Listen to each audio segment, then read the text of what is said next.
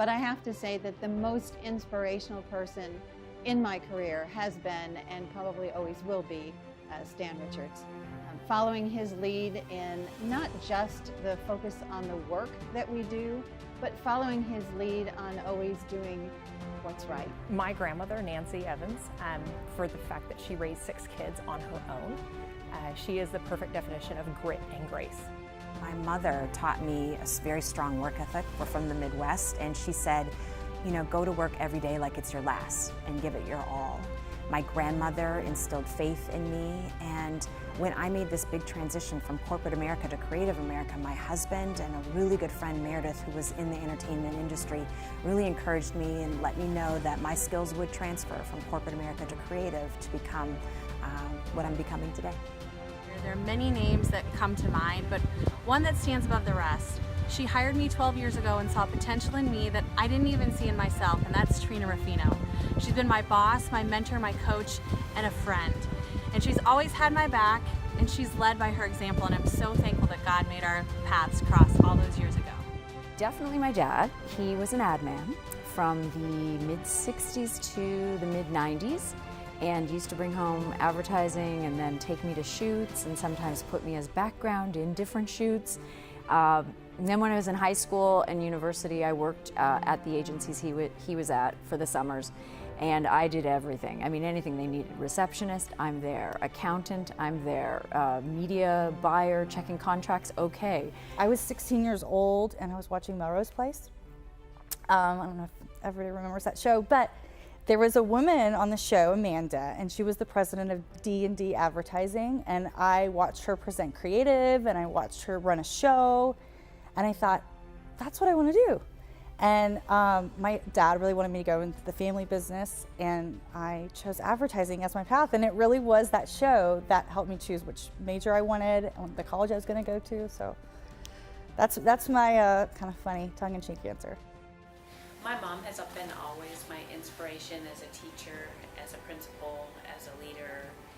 She's someone who stands behind her values, and I admire that. And more recently, my daughter has been my inspiration. She's a beautiful blend of grace and grit. Honestly, I would have to say my mom.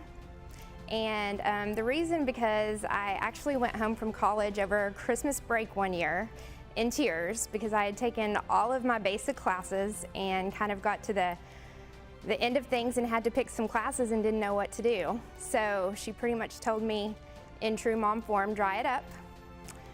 Let's talk. What do you want to do? Not what does dad want you to do? And kind of realized that I did really good in journalism and had been asked to submit some stories to the school newspaper. And so decided to go into journalism and take that path into broadcasting and media.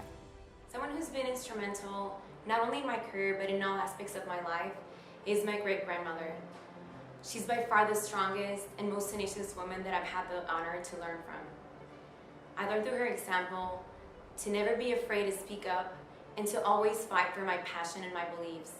I think it's especially important for us as advertisers because we do have this key role to shape the way the world sees things. And it's very important for us to keep pushing our brands to do good, to help the world, and to make a positive impact.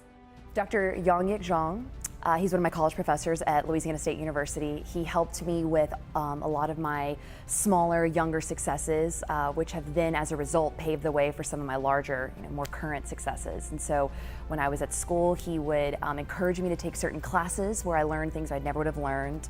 He inspired me to get involved with the advertising clubs where I met some of my lifelong friends and learned valuable leadership skills.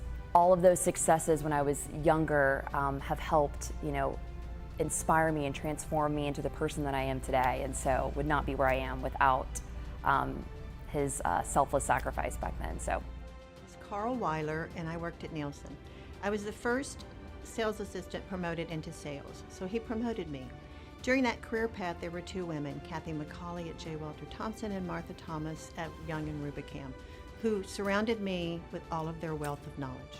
Undoubtedly, my mom was probably the biggest influence in my life and in the woman I am today.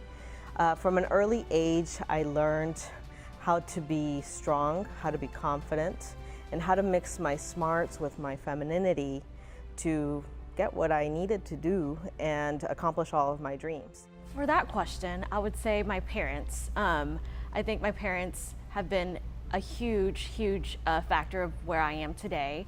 They're actually immigrants from China, and they immigrated here to the US over 30 years ago. They have always been very strong cheerleaders in helping me with my passion, and my passion lied in advertising and communications. For me, really, I volunteered in youth ministry for like 10 years, and learning that everyone has a story and everyone's journey is different, and really just learning to love and accept people where they are was huge for me and how I handled and approached business life, personal life. I'm not perfect at it, but you know, just really trying to just love people where they are. It's actually two people. The first is Leanne Smith. When I started working at McCann Erickson in Houston answering the phones, she took me under her wing and taught me everything there is to know about production, because I really didn't know what I was going to do. The second person is Hal Dantzler. He was my boss at TM Advertising, and he taught me the creative side of producing and finding the right creative partners and allowing me to express my creative opinions and giving me that confidence. My very first media director was so inspiring to my career, just because she always approached a problem with a creative perspective and enthusiasm and passion for what she was working on, no matter whether it was spots and dots in a media report or something truly innovative and fun. So I just have always carried that with me throughout my career. I know that this is going to sound maybe a little trite, but it truly is my husband, Todd Lott. He has always believed in me. He's my biggest champion, and he cares about every little thing I do, and he has supported me through West End Post days, through my break from post-production, through Big Fish Films, into Charlie Uniform Tango, and he gave me every bit of support, even though we were dirt poor at the time. He's like, you can do it, we're in this together. When I was in my first national role on the publishing side, I had a man named Terry Dwyer, who was the first person who ever told me he thought I was creative. And that word had actually never been used to describe me in any way before. I'm pretty cut and dried, spreadsheets and things like that. So that was a turning point for me, just to look at myself differently and think about what all I could do differently. I was fortunate enough to be one of those kids that right out of school said, I want to work on Madison Avenue in New York, and I did. And I was working under some of the most incredible females in the advertising business at that time. So there's a handful of Abigail Posner, who's now at Google, Maria Tender, who's still heading up DDB in New York, and these women were so welcoming. And oftentimes, you hear about stories of women being competitive with one another, and I was just given so much freedom and mentorship from a very young age that I decided that was what I wanted to do, and that was the kind of leader I wanted to be. I thought about that a lot because there's so many people, but when I really think about it today, it's our young talent that's just coming in the door, and we just hired 12 interns, and I just can't help think about the way they enter the workforce with this enthusiasm and excitement, passion, just they're going to take the world over, right? And I just think it's so cool because when you think about it, they're our tomorrow.